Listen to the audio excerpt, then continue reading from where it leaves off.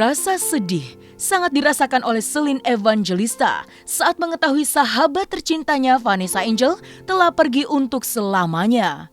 Sehingga ketika pertama kali mendengar kabar jika Vanessa Angel telah meninggal dunia, maka rasa sedih yang begitu mendalam hadir dalam perasaannya. Rasa firasat pun tidak dirasakan oleh Celine akan kepergian Vanessa Angel dan Bibi Ardiansyah. Sampai sekarang masih sedikit shock ya, karena bener-bener nggak disangka-sangka banget, bener-bener baru banget ketemu dan tiba-tiba sekarang udah nggak ada gitu kan. Iya, doa semuanya yang terbaik sih. Setiap malam juga sampai sekarang aku masih nggak ada ya, karena nggak ada yang bener-bener nyangka. Kalau ke aku pribadi sih nggak ada firasat apa-apa ya, cuman emang terakhir kali Vanessa kelihatan cantik banget sih. Vanessa baik, Vanessa, Bibi tuh baik, dan mereka tuh always kasih kita good vibe gitu, dan ngobrol sama mereka tuh bikin kita kayak pengen ngobrol terus gitu. Mereka tuh good vibe banget buat kita. Masih berada di Surabaya, tapi setelah nguburin Vanessa dan Bibi kemarin, keluarganya Bibi udah ke Surabaya untuk lihat gala. Itu semua biar menjadi pribadi ya, kalau soal apapun itu, tapi yang penting doa yang pastinya akan aku selalu sampaikan ke Bibi dan juga Vanessa, dan apalagi untuk Gala dan semua keluarga. Sampai sekarang aku masih shock ya masih gitu loh, nggak bisa dideskripsiin juga. Yang terbaik tentunya Gala akan menjadi anak yang hebat, akan menjadi prajurit penjaga dan pelindung keluarga. Dan nanti kalau Gala udah mulai mengerti, udah mulai besar, pasti akan selalu mendoakan ibu bapak. Bibi dan Vanessa itu meskipun di dalam keterbatasan mereka tuh masih sering ngebantu banyak orang gitu ya, masih sering mensupport banyak orang juga, yang tentunya yang ada di sekeliling mereka juga banyak ambil andil untuk orang-orang yang susah gitu ya. Tapi itulah hebatnya mereka gitu, dan aku yakin sih surga tempat mereka, mudah-mudahan insya Allah.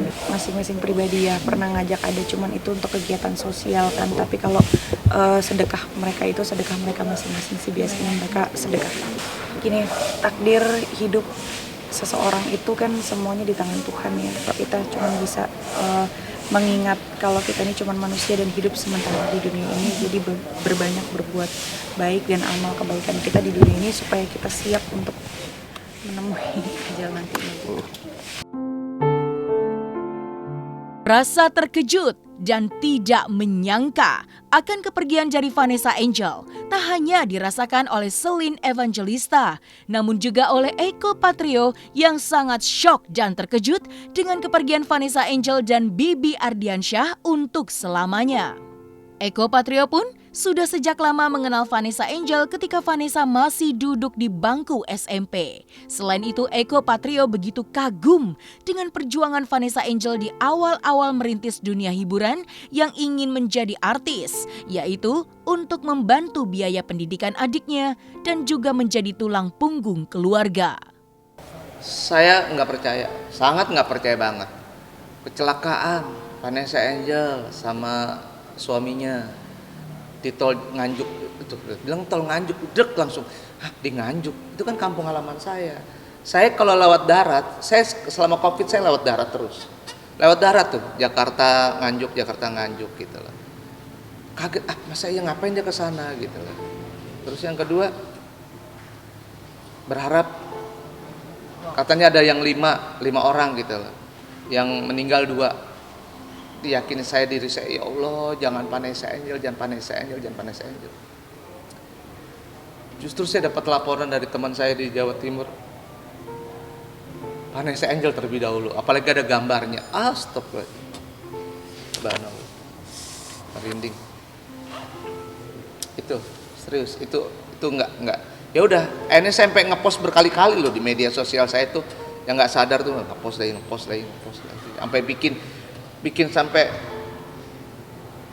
sendiri. Saya biasanya ada yang bantuin, saya bikin sendiri tuh yang namanya TikTok tuh, khusus foto-foto Vanessa Angel sama suaminya sama anak-anaknya.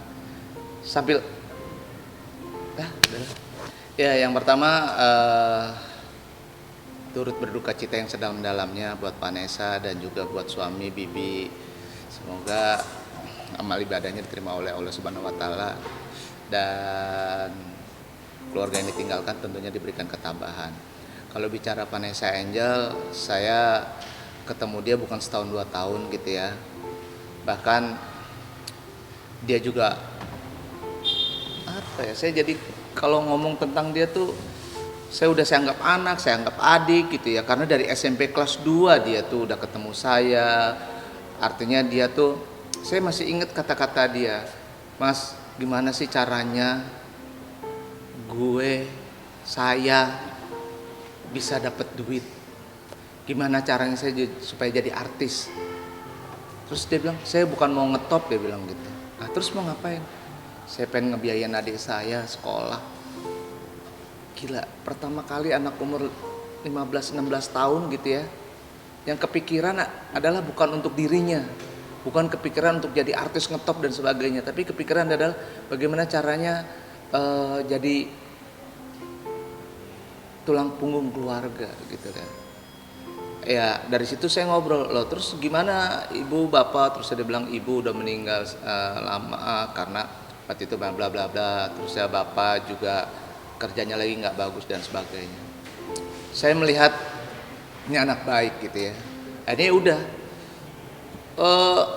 saya belum ada manajemen artis, dia cuma bagaimana caranya. Ya udah akhirnya ada program-program apa gitu saya ajak gitu ya. Program apa aja deh saya ajakin gitu. Tolong dong bantu nih, kenal sama itu teman-teman TV, ajak gitu lah. Terus udah gitu program saya pakai. Dan akhirnya sampai tahun 2010 Vanessa Angel saya punya bisnis manajemen artis. Itu juga salah satunya ide dari dia gitu. Mas kenapa sih punya program banyak, kenapa nggak bikin manajemen artis gitu ya. Akhirnya ya udah saya bikin manajemen artis dan salah satu artisnya ya Vanessa Angel, akhirnya Ruben, Pega dan banyak sampai sekarang ada kurang lebih 25-30 artis gitu. Nah dia orang yang pertama memberikan ide saperti itu gitu. Vanessa Angel dulu ya dulu sampai sekarang sih anak baik gitu loh. Saking baiknya saya tuh dia saking nggak punyanya nih ya, mau bikin KTP aja dia sampai, Mas aku nggak punya KTP, bagaimana caranya? Bikin. Terus Mas itu kalau misalnya masuk ke hotel tuh katanya harus ada ATM segala macam. Aku nggak punya ATM. Ya udah bikin. Duitnya sih udah terserah. Dia nggak pernah hitung-hitungan sama saya. Jadi saya juga nggak hitung-hitungan sama dia gitu loh. Karena anak baik gitu loh. Ya, saya ngelihat sih kalau perjalanan dia sih dari saya kenal sampai sekarang gitu ya. Happy-nya mungkin setahun ini doang gitu. Setelah dia punya anak ini gitu. Setelah dia punya Bibi. Maksudnya Bibi itu suaminya gitu. Sebelum-sebelumnya saya tahu tentang keluarganya, saya tahu tentang bagaimana dia bucinnya sama cowok-cowoknya ada yang ya ada rasa memiliki begitu tinggi, akhirnya sakingnya posesif dan sebagainya. Itu dia ceritain tentang semuanya, dia cerita apapun juga gitu. Jadi saya melihat Vanessa Angel, jujur saya merasa kehilangan dia gitu, merasa kehilangan banget. Sampai saya aja nggak sadar upload di medsos saja sampai berkali-kali, saking belum move on-nya, saking nggak percayanya gitu. Iya, jadi Vanessa Angel tuh udah saya anggap anak gitu. Pokoknya coba aja kalau misalnya Vanessa Angel pun juga demikian, nganggap saya orang tua, nganggap saya kakak, entahlah sebagai apa, tapi kita punya ikatan gitu, ikatan batin yang buat saya ya. Vanessa Angel juga kalau cerita di di podcast teman-teman juga demikian, dia cerita pasti bahwa salah satu yang mensupport kehidupan dia dan sebagainya. Bukannya saya ini ya, tapi memang untungnya loh Vanessa Angel tuh anak baik. Kalau dia punya masalah apa segala macam tuh banyak yang bantu, banyak yang dukung gitu ya. Dan buat saya dia the best banget. Saya aja kalau misal meruntutkan saya dari SMP sampai sekarang dengan kejadian Vanessa Angel, saya mungkin nggak kuat juga. Tapi Vanessa Angel kuat banget, ya Allah. Mas dari tahun berapa ya mas? Maksudnya dia kenal sama Eko? Maksudnya dia datang sendiri ke sini atau gimana? Enggak, jadi ketemu saya tahun 2006 kalau nggak salah. 2006 atau 2005, berarti itu masih SMP kelas 2. Ya SMP kelas 2 deh kurang lebih, SMP kelas 2 apa kelas 3 gitu. Terus dia pertama tuh dia punya bikin lagu yang country itu kalau nggak salah gitu. Nih aku udah bikin ini Mas Eko gini. Terus aku bilang ya. Terus udah. Ya itu poin yang pertama saya masih inget gitu. Saya pengen jadi artis. Terus saya supaya dapat cari duit. Terus ya saya supaya bisa nyekolahin adik saya. Cuma itu doang loh. Nggak ada lagi ngimpinya. Nggak ada tuh ngimpi mau jadi diva, kan dia penyanyi. Ngimpi mau jadi artis gimana. Pokoknya cari duit buat adiknya. Karena dia merasa tulang punggung. Dia merasa sebagai ibunya adiknya ini gitu. Jadi